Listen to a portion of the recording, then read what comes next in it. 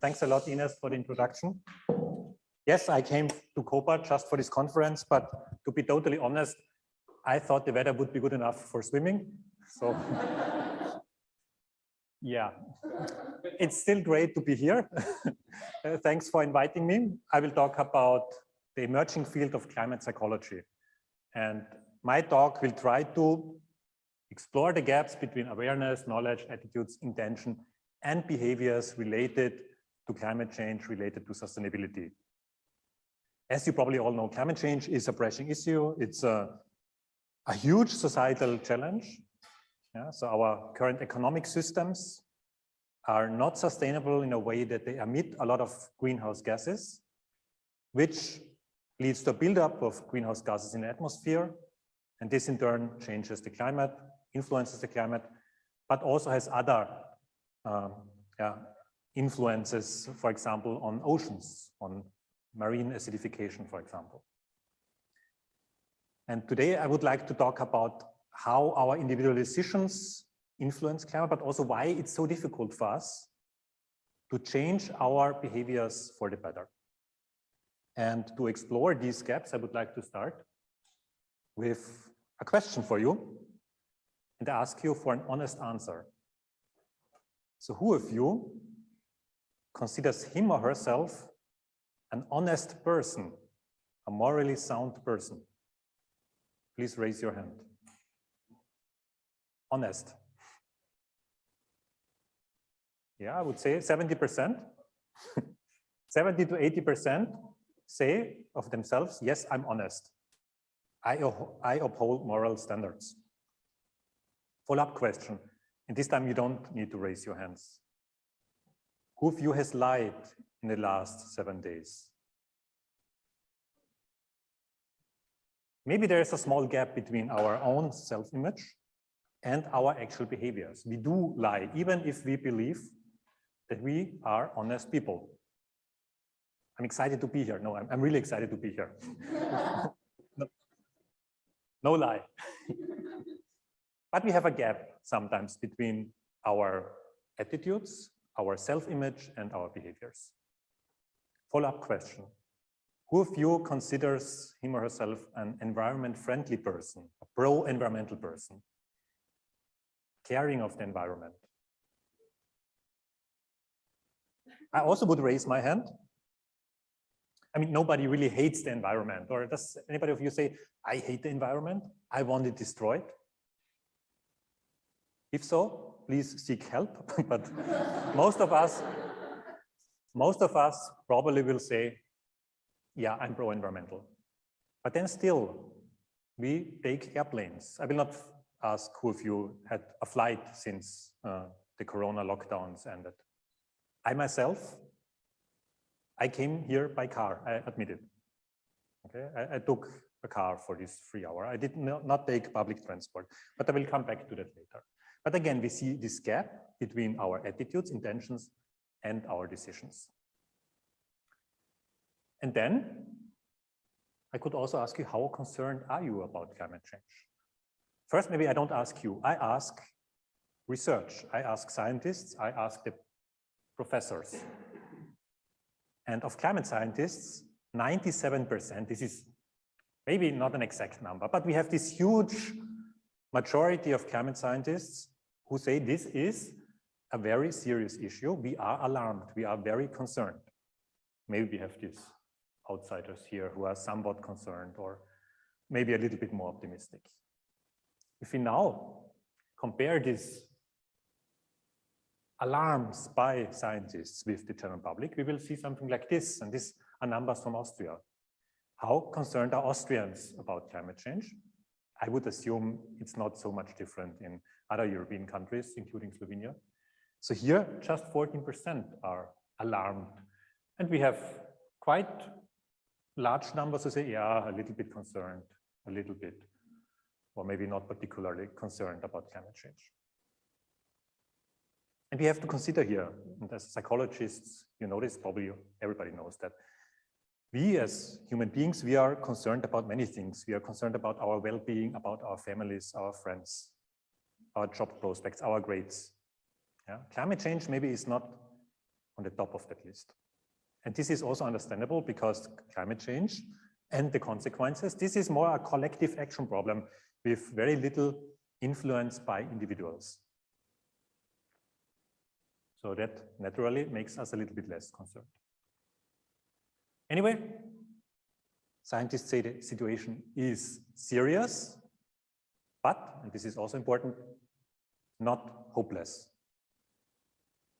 If we then look at consumption patterns, I'm always tempted to say the situation is hopeless, but not serious. So we see these consumption patterns of people, I mean, even fighting for TV screens or whatever. You see the manic elements in the faces of people going shopping. Yeah, this doesn't look all too serious, it looks hopeless. So what we would say as a generation, maybe to our future generations and upcoming generations is sorry. We definitely don't meet this definition of sustainability as defined by the so-called Brundtland report. So meeting our needs without compromising the ability of future generations to meet their own needs. Maybe we really can just say, yeah, sorry. Maybe we don't know what we are doing. And this leads me to knowing and knowledge.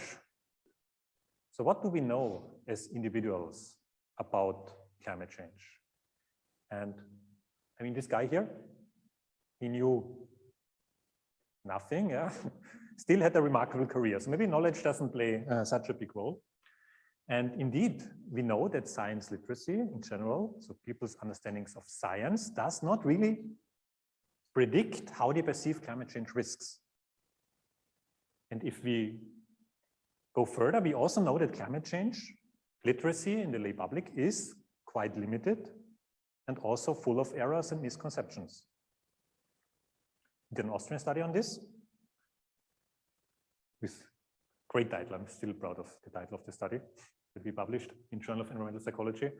Our participants, they did knowledge tests, small true or false questions, and they answered on average 5.5 out of 10 questions correctly. This is basically like tossing a coin. It's 50-50, which is a little bit sad. But to give you an impression how this works, maybe you can participate in this small quiz with me. And I have also brought questions for you, or statements. You tell me, is this true or false? Without humans, there would be no greenhouse effect. True or false? Yeah, I see mixed replies. So some say true, some say false, but indeed, without humans, there would also be a greenhouse effect. Otherwise, the temperature on our planet would be minus something on average. Right? So this natural greenhouse effect indeed heats the planet. But then there is this human part that is now becoming problematic. Then we also ask, the ozone hole is the main cause of the greenhouse effect.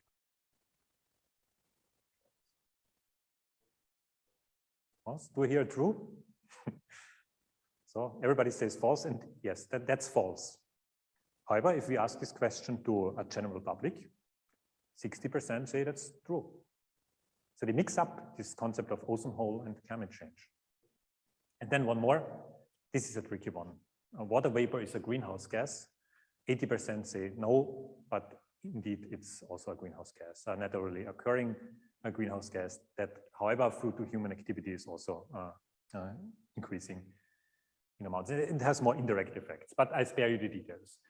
So if we do this knowledge test, and these were now 3 tricky questions, we also ask easier questions, we see that lay knowledge is not so good. And what's more, you don't need to look into this in detail, maybe just the first one, ozone hole is the main cause of greenhouse effect. 40% say answer this correctly, but then we also ask them, how sure are you that your answer is correct? And here, people are on average 80% sure that they answer correctly, even if they are wrong. And we see this in many cases. So we have these knowledge gaps on certain topics, but we also have something that we call overconfidence in knowledge.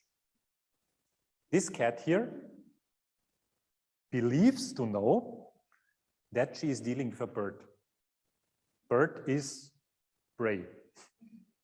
I don't know how this particular encounter ended, but we see this overconfidence not only in humans, right? This seems to be an element in many species. Might ask the biologists about details on that. And we see this when people have to assess their own knowledge, yeah, and reflect on their own knowledge and what they know, also on their skills, by the way. Many people are overconfident. This would be a calibration curve. So here, it means if somebody is 100% confident, then ideally, he or she should also be 100% correct. If somebody is just 70% confident, she should be 70% of the time correct. But this is what we actually see. If somebody is 90% sure, they're just like 60% correct in this one study that we did. 100% even lower, below 50. Okay, so this is not well calibrated. Our knowledge is not well calibrated in a way that we overestimate what we know. And confidence is highest when accuracy is lowest. So when we look into the hard questions specifically, confidence is almost 80%, accuracy is 30%. So while only for the easy questions, we have this well calibrated reflection. But then, good news, knowledge about climate change does not lead to climate-friendly behavior. So also our lack of knowledge is maybe not even a problem. But on the other hand, we know that knowledge and also awareness of climate change at least seems to increase the acceptance of ambitious climate policies. So we still need to educate people that they at least accept policies that maybe are a little bit painful when it comes to transition towards sustainability and climate-friendly lifestyles. When it comes to awareness of climate change and perception of climate change, and this is an international study, we see that a huge majority of the world's population believe that the climate is changing. Here are the green bars. 87% across all these national samples. Even in the United States, 75% would say, yes, climate is changing. But when it comes to causes, we see a little bit slightly more diversified picture where like a huge share of people saying, or big share saying that climate change is at least partly also a natural process. And it's true, climate also changes naturally. But what we observe in the last 100 years is largely attributable to human impact. So awareness is high, recognition of human influence is rather high either. Why does this not translate into high levels of climate action? We know there's a problem. We don't do anything. We don't vote for parties who would do anything. Parties don't do anything. Policymakers don't do anything. And we as individuals, we still drive for 300 kilometers to participate in a conference, while we could also participate online. So what are reasons? One reason I would say is, good intentions and good decisions. Good intentions don't necessarily lead to decisions. I intended to make a nice slide here. I forgot about it, sorry. But the point is, good intention seems not to be enough. There are things that get into our ways. We also see that belief in climate change, so that acceptance that climate change is happening, has a solid relationship with the extent to which people intend to behave climate friendly, but only small to moderate influence on actual CO2 footprints. So intentions are obviously not enough. And also climate change concern has no effect on climate friendly behaviors. In one of our Austrian studies, we found this also found in a couple of other studies. So what are gaps? What are reasons why these intentions don't lead to action? And here I can offer one explanation. I mean, I can offer more than one, but the first one that I can offer is an effect that we call temporal discounting.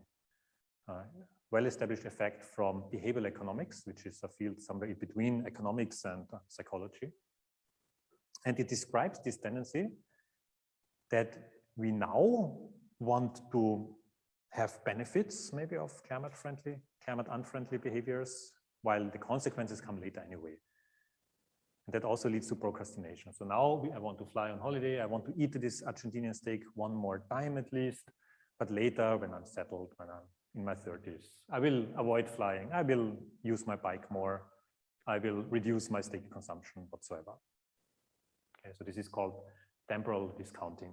And it is the case that we as humans always have this focus on the present and we discount future events.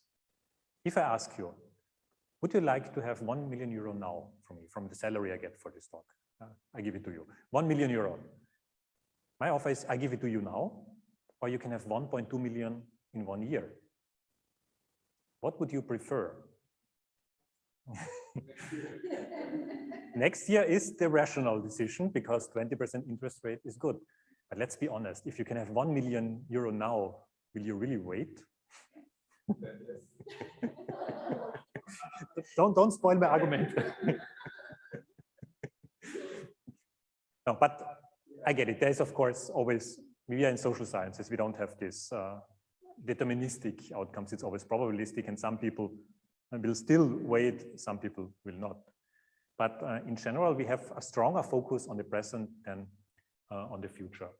On the other hand, if I ask you 1 million euro in 1 year, or 1.2 million in 2 years, almost everybody can wait. Then suddenly, it doesn't make a difference anymore that there's 1 year in between these 200,000 euros. So this is also called hyperbolic discounting. So when we discount future events, we do this in a hyperbolic way. So what is 1 year away and 2 years away and 3 years away does not make as much as a difference as like the more closer future. But then this also leads to this fact that future climate risks are perceived less important than the current benefits. Then another psychological effect. I already do something. I already do take the train for most of my conference trips. I also switched off the light. I use paper cups instead of plastic cups. And such actions give us a good feeling. They make us feel good. They make us feeling that we contribute already. Okay? And this is okay. But then there's also a second part to this. So we use this as a justification to do other things that are not so good. Okay? Then it's okay, yeah, this one flight overseas. And I can do this because I do something else. Okay, this is called moral licensing in psychology, also in behavioral economics. Okay, we often have also this single action bias. We focus on one action that we are already doing. We recycle, we avoid plastic, although it's also controversial, by the way. But we use this as a justification for not so nice actions. You might also use this for the initial question on the honesty of yourself. Yeah, I'm honest in general. I lied this one time, but then I was also honest another time. So I'm an honest person. So moral licensing, very convenient excuse. And the problem here is that, I mean, as I said in the beginning, everybody is pro-environmental to a certain degree. And we can prove to ourselves that we are pro-environmental by reuse shopping bags, by recycling, by all these little actions that are quite easy. And then moral licensing leads us to not doing the more difficult things, the mass transit, for example, that we use public transport instead of individual transport. Because this comes with so-called increased behavioral cost. It's more difficult. Okay. But then again, these are the things that have much more impact. So we use the low impact behaviors in which we are good as an excuse for not engaging the high impact behaviors. And then another excuse, if you want, I do pollute, yes, but I compensate for it. And now we conveniently have these schemes like atmosphere, for example. You go on a flight, and then you pay this additional fee, your carbon offset, which is then used for some projects in Brazil to reforest, burn down rainforests or whatever. Right? So climate-friendly projects. You invest in climate-friendly projects to offset your carbon emissions. That is in general good, I would say, although there's also a huge debate going on how much this makes sense and also on the potentials. Yeah, for those online, you don't know, but we have an extreme weather event going on out there. I have been told it's natural, it's Temporal. But okay, so we compensate, we pay something, and that's convenient. But the problem is, and this I will show in the next slide, that this also has a psychological effect. By the way, there's also other things. This is from Vienna airport. I never have been there, but okay, this is a lie. I have been there and I took this picture, and they have now higher tariffs for louder airplanes. So if the airplane is loud, has more noise, they charge it more. And they say this is our contribution to climate protection. It does not make sense to me. I think I would go with emissions, not with noise level, but they probably have reasons. But also could be just something like greenwashing, pretend that they are doing something while they are not. And this we see a lot in the airline industry, by the way. Here, green flying, eco-friendly vacations.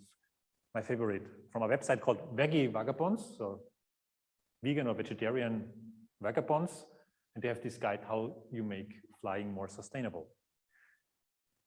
My answer would be, you don't. Flying is not sustainable. Okay, you can reduce your individual emissions a little bit by using an airline that fully backs their flights and does not bring meals on board and so on. So, okay, but it's the wrong discussion actually. It's a distraction, and it all leads to us feeling better about what we're doing. And this atmosphere, I mean, atmosphere is actually a best practice example for these carbon offsetting schemes, but we should not forget that psychologically it also does the following. It replaces our moral costs, our guilty feelings, with monetary costs. We pay for our sins like people did in the Middle Ages, you know, this sale of indulgences. You could be a sinner, you could be the worst person in the entire country. In the end, you just go to your priest, and for a minimum donation, they will pray for the good of your soul, and then you're good. Okay. And me personally, this offsetting thing reminds me on a sale of indulgences. It would be difficult to argue that it at least doesn't have a similar psychological effect. Okay, I'm not done yet, don't worry. But before I go on to the last 10 minutes, I was wondering if you have questions that you would like to ask immediately about these psychological effects, or if you rather want to save them for later. I have one. Yes, Mr. Dean. Go back to the slide where you show different countries.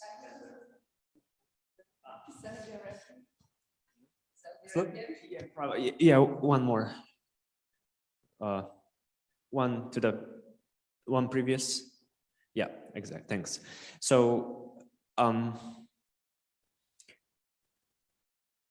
a bit surprised because some of the countries that seem to me more educated on average have a bit strange responses compared to the other ones. So is there an explanation for that? I would need to look into that. This is from a market research company from Ipsos. It's a sub-company of Reuters, and they do this telephone online polls. And whenever you do something like this cross-nationally in different cultural settings, you need to translate, you probably have sub-companies with which you work. So there might be some bias in these numbers. So I would not buy this to the last digit of after the comma. What I want to do is just to give you an overall idea of how the awareness is. It might be plus minus 10% in every country. There could be bias in there and so on. The overall message is, however, that most of the world, with a phone at least, seem to be aware that climate change is happening in some capacity. And the question, question was, in some capacity, as far as you know, do you think the world's climate is changing or not? This was the question. Yeah. The exact differences between countries, I feel not qualified to explain them just based on this one sample or this one study. Okay. But if you go one slide further, I think there is a practice in yes. Saudi Arabia. True. Saudi Arabia, and then you have also Poland and United States and India. It's true that some of these numbers are inconsistent with the last slide, and I don't know where this comes from. They might have asked different people, or they might have asked again and people just misunderstood. This can happen. But this climate change does not exist here is basically not consistent with the previous slide. Yeah, because here you have different. Oh yeah, results, if you look at Turkey, it's completely different. Here you have like 7%, and then you have there 40. Yeah. So it's a mismatch. Yes, but we also notice when we do survey studies that if you just have 2 answer categories, it makes a difference than if you have suddenly 5 answer categories, because then people come up with slightly different answers because they're anchored differently. There's a question back there.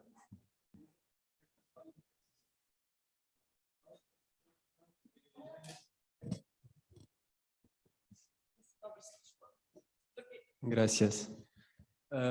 How does the country GDP correlate to the awareness of climate change? The countries like Chile, Peru, and Argentina, which are relatively poor countries, should have a much bigger effect and consciousness about climate change. But yet Brazil is not near the top, and it has the Amazon rainforest, which is really devastated. So how does this correlate? Good question. We probably need to look into that if there's a correlation between GDP and belief or awareness of climate change. But there might also be other indicators. I'm not sure if GDP is the best indicator here. Probably exposition to extreme events would be a better indicator, because we know that experience of climate-related hazards also increase this number, this awareness of climate change. And then we also have the misconceptions, right? So in the public perception, often also something like an earthquake could be related to climate change. Although this is scientifically, of course, not true. But sometimes these conceptions and misconceptions mix up, and therefore we have these sometimes a little bit surprising results. Yeah. If you would like to look into the relation of GDP and this chart here, I would be very grateful if you just do it and tell me tomorrow. I will share the slides, by the way, so the PDF will be sent to all of you by the organizers. Okay, thanks a lot for these questions and remarks. I have a second part to this presentation for the last 10 minutes. I will try to make this fast. Climate-friendly decisions and the questions, how can our decisions become more climate-friendly? So we know about all these barriers, about these problems, but we need to do something about it, or we should be able to do something about this as psychologists. The first question, what drives climate change friendly or climate-friendly attitudes and behaviors? And we know that, like, for example, in the attitudes section, the political ideology and affiliation seems to be a very strong predictor for climate change, belief and concern. Of course, we have a lot of studies here from the US, and there we also see this political polarization. Democrats concerned about climate change, Republicans believe it's a hoax, to simplify it. So we have this divide along political borders, and we also see this to a certain degree in European countries. Eco-values also make a difference. So yeah, if I have high eco-values, I consider myself very environment friendly, then also my concern for climate change is higher. And then age, interestingly, has a negative effect. So if you get older, or if you compare older people with younger people, then we would see less concern with age. Okay. This is normally done with regression analysis. When it comes to behaviors, and here we can only look into this Austrian study that we did, because this is very often not reported. Also, behavior is very difficult to measure when it comes to climate-friendly behavior. Here we see that, for example, age has the opposite effect, that with age, people get more climate-friendly in their behaviors. Okay. Maybe because they travel a little bit less and have slightly less meat-based diet and so on. And then one intrinsic factor was very strong in our analysis: the willingness to sacrifice benefits of climate unfriendly decisions predicted also behaviors in this regards. So if we have this intrinsic motivation to give up something, to be willing to sacrifice parts of our lifestyles, then we are also likely to be more climate friendly. But then even the best psychological models here, taking into account all these psychological variables, only explain 20 or 30% of the variance in the observed behavior. If I tell this to natural scientists, they're always shocked how bad the models are, in a sense. So there must be something else. And the something else is, to a certain degree, the context in which our decisions take place. If we want to understand human behaviors, it's not enough, and we had this discussion over lunch, it's not enough to look at the person, at the individual. We also need to understand the context in which decisions are being made. And Herbert Simon was a very famous economist, or actually political scientist, who came up with this scissor blades, who said, if we want to understand behavior, we need to have both context and cognition. This Star Trek captain also said something nice about it, although this show was garbage. Sorry for that. So context makes a difference. And there's now this very popular concept of nudges. I'm sure you heard about it. It's has gained popularity over the last decade. The idea is that we, like this mother elephant, slightly push baby elephant into a certain direction without restricting choice alternatives. Okay? And this is how this looks like when humans are pushed into something. You might know this, guys, you might know this. This is a urinal.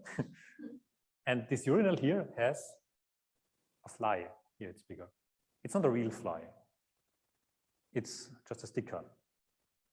And behavioral economists have found that the presence of such a fly in the urinal reduces the mess that is spilled by huge numbers, 80, 90%. It's so obviously this does something. So this slight change in context, this slight change already has an effect. Or I skip this example, default options. Yesterday, I wanted to make a donation to The Guardian, a newspaper in UK. I always read their newspaper articles, and I thought, okay, maybe I pay something for it. So I went there with the goal to give them 10 euros for the few articles that I read. So I go there and click on the support button, and I see, okay, monthly 10 euros and just fill in my email address. This is a default option that tries to make it very easy for me to donate 10 euros per month. And no, I didn't want to donate 10 euros per month, but just once. So I had to click here, single. But then they want 50 euros from me. I wanted to pay 10 euros, but of course these 50 euros are not like, am I a bad person if I just pay 10? Maybe I should pay at least 25. And probably this is what this choice architecture is aiming at. I then still clicked other, filled in 10 euros, and then they did not accept my credit card. So it did not work out. But this is choice architecture trying to make it easy for me to make the right decision for them. And this is also something that we need for climate-friendly behaviors. Okay, and sometimes we see this. Loft insulation program in the UK, for example, they had subsidies for loft insulation, and you know the houses in the UK, they are not well insulated. They are like birdhouses. It's cold. The air just goes in through the wind. I'm really happy to have this seminar here in Slovenia, not in the UK today. Okay, so they had this program to subsidize renovation of the house, which insulates the loft. But then nobody was interested in this. And then behavioral economists looked at it and asked themselves, how can we make people interested in that? What are the barriers? Why are people not renovating their houses and their loft, the roof part? And what they found was that the typical loft, the typical roof or the area under the roof is like this. So if you want to renovate, you first have to get rid of all that mess. And this is a barrier. So what they did then, the policymakers, they changed the scheme so that it subsidized loft clearance. But it was then tied, so the subsidy was tied to following a subsequent renovation of the roof. And I think the uptakes went up, or the acceptance of this policy went up by factor 2 or 3.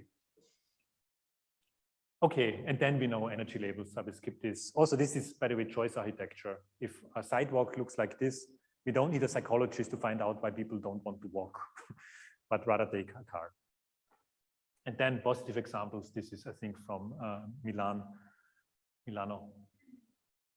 Okay, these were a few examples. Do I get 3 more minutes for a concluding statement, or do you want to have me out of the room? Okay, so I would like to conclude this talk with 2 icons of the climate change or climate action movement, Greta Thunberg and Arnold Schwarzenegger. He's from Graz, by the way, or suburb of Graz. And Arnold Schwarzenegger always places focus on technologies. We really need the new technologies to come into place. This is what he says, right? While Greta is maybe also more on the lifestyle side and really demands action by individuals and policymakers. And she's also known for her very, I would say, dramatic speeches like, I want you to be scared. I want you to act as if your house is on fire. Well, I totally understand that she wants to just stress the urgency of the climate crisis. But as psychologists, we also have to see such statements rather critically. If we are scared, if we are afraid, what are we doing? What is our action when our house is on fire? Yeah, flight or hide? Exactly. So fear gives us 2 behavioral options: running away or doing nothing. Freeze.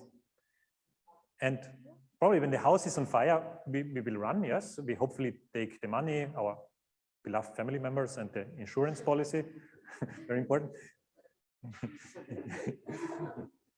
But neither the freezing nor the running are actually very good behavioral options or very good options when it comes to tackling a complex issue such as the climate crisis.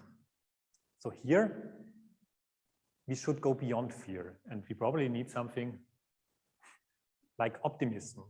And Verena Winiwat, an Austrian environmental scientist, she once said that the scientific reality is not very nice. It's very dark, actually, very grave.